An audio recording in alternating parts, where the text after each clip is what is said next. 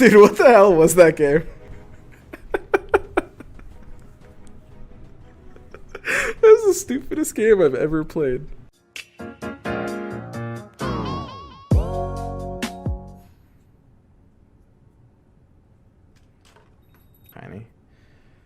Tiny or AM in the opener pack.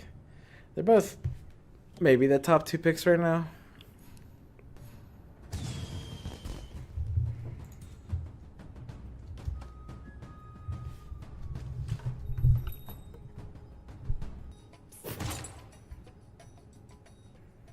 I'm kind of tired. I might actually have to call it after this game. I've been playing for like 8 or 9 hours now. Triangular Brooch. I wonder about that one. I don't dislike Tranquils right now. I really don't. They're okay. 25 health regen is okay. Hood though. I could definitely see Hood being better than Tranquil Boots. I think they're like, in the grand scheme of things, they're fairly close. I do think so. 2 Tusks. I think it's just got to be better to have Tiny to support the 2 Tusks than the Venomancer. Venomancer's okay.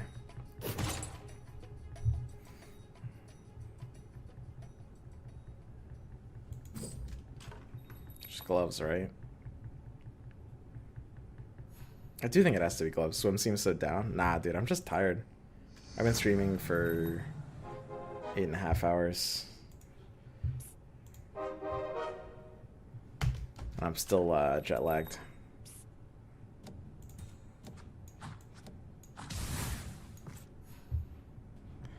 So I saw the axe for Tusk Tiny, right?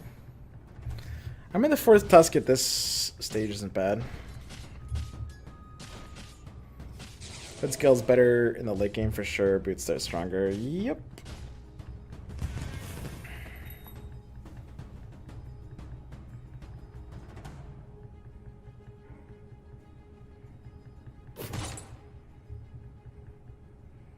It's the easiest Blightstone of my career, right? So do we actually sell the axe for the Tusk?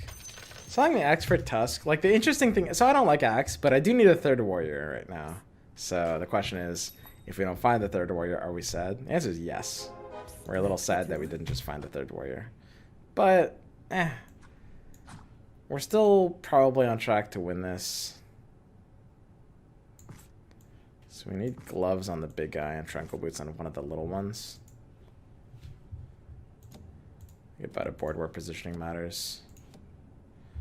Bloodseeker on that side. Beat this board regardless of positioning. If you want to like win the first like round 3 and round 4, if you have a bit of extra time, you can look at your board and scout like a board where it's close power level to yours. Like we have 1-2 star, right? So we look for another board with 1-2 star, and then we like make sure our positioning is okay against that board, and we have a 1 in 7 chance of maybe turning a win out. But you only look for boards that are on your level. So if you've got a really good board, you only look for really good boards. If you've got a really weak board, you've seen me, if you watch me, you've seen me do that before when we have like 3 random 1 stars. I'll just look around for a board with like 3 random 1 stars, and I'll try to hit it, right? And it's a 1 in 7 chance of actually making a pretty big difference. Speaking of making a pretty big difference.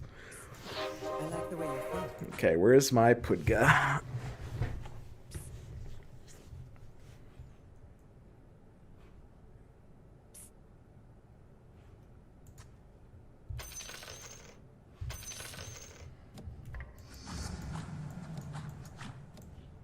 They actually think they're gonna beat us.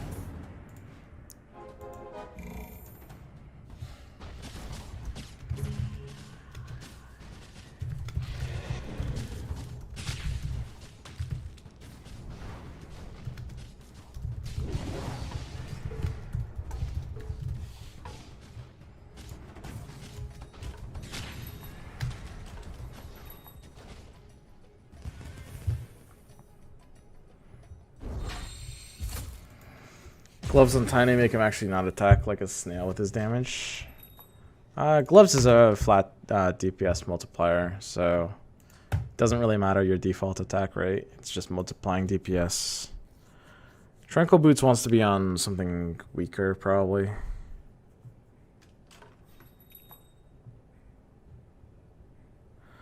I don't mind a second Savage here. I don't mind a second Primordial here. I will take both of those.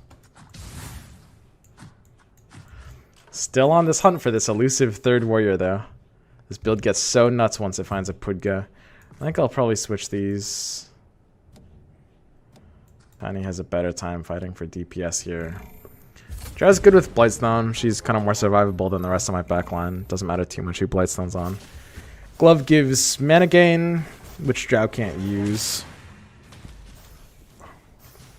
Because Blightstone doesn't give explicit mana gain. So it's better to have the items like this. We can just manage these. Let's win streak this.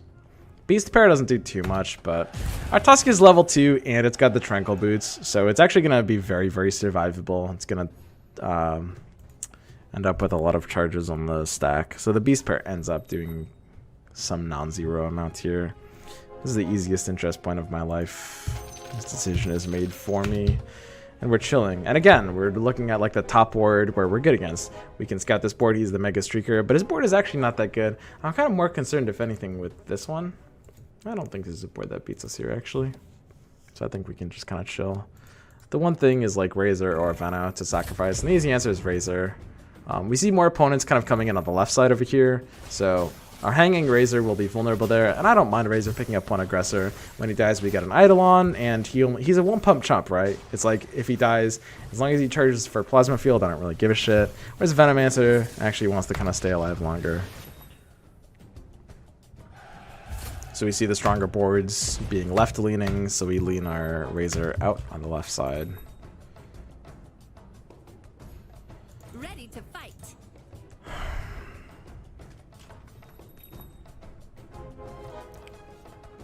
Two, three, four, five, six, seven. It's aggressive commitments.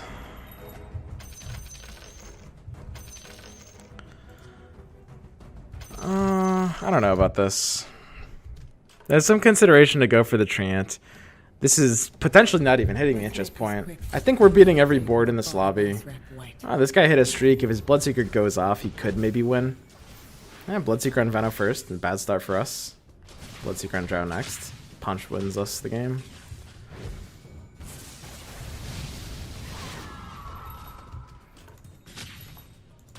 At the same time, that cell still hurt us. We lost the CK pair and some weird Enchantress prospects. I'm not sure where I want this build to be in 5 years.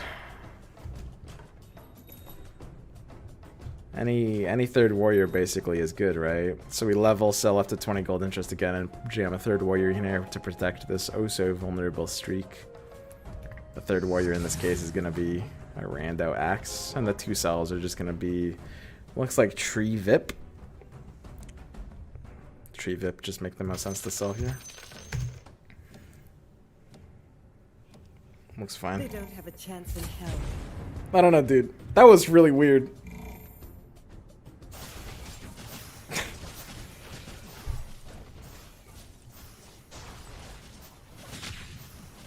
So, I think this is like kind of how I like playing early games. Sell aggressively for interest. I think aggressive interest is important. Right now, we don't really have a super great path forward with this build. We're kind of keeping a lot of options open. We could be in like 4 or 6 Savage. We could be in some Primordial stuff. We're just like playing what's good.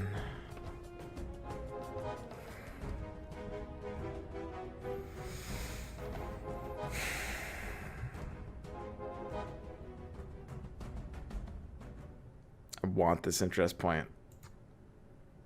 I want this interest point so badly. Holy shit. So I think I sell... I sell the bench CK, right? And then I buy the 3 others.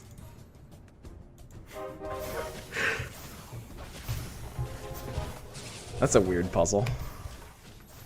I don't think I've ever done that before. But that has to be correct. It's just weird.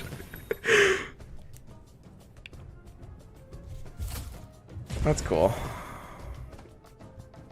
If I find 2 more Beastmasters in the next pack, I'll go Brownie. That's not gonna happen though, so I can make promises like that.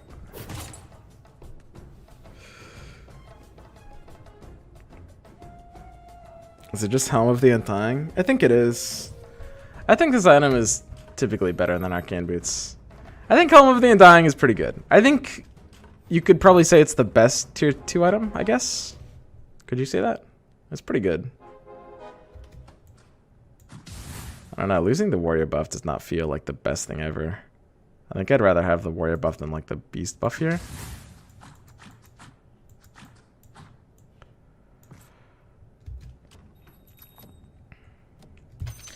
There's a few weird options here.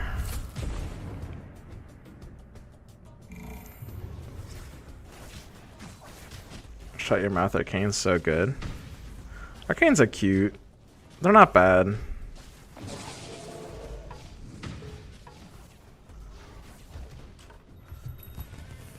They really aren't, don't get me wrong.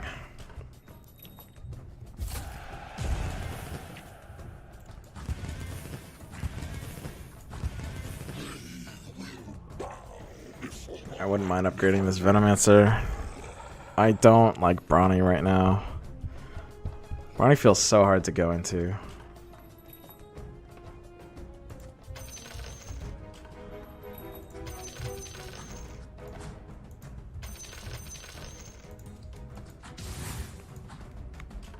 Oh, that was easy. Oh, this build just makes sense all of a sudden. Casually streaking without a Heartless pair. Just like the floating drow. That's so bad, dude. Holy shit. Well, whatever. I don't know, man. Say what you will, but I like win streaking.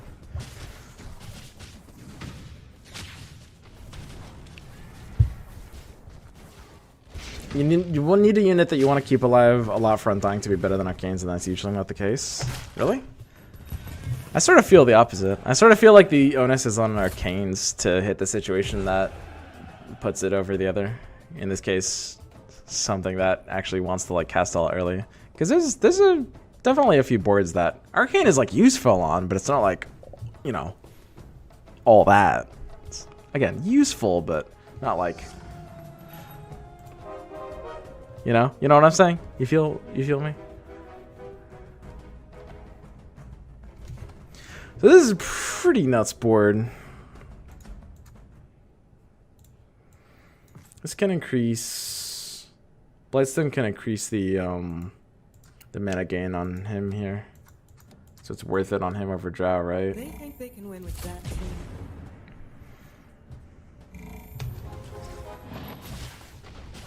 What am I doing here? I don't have like a long-term plan, guys.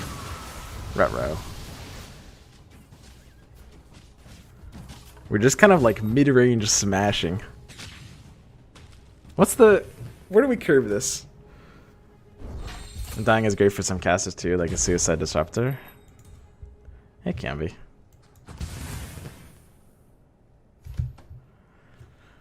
Last time I was in this spot, because I've done this before, it's like 3 warriors. I didn't really like it. I don't want to be in like a weird amount of primordials. I don't think it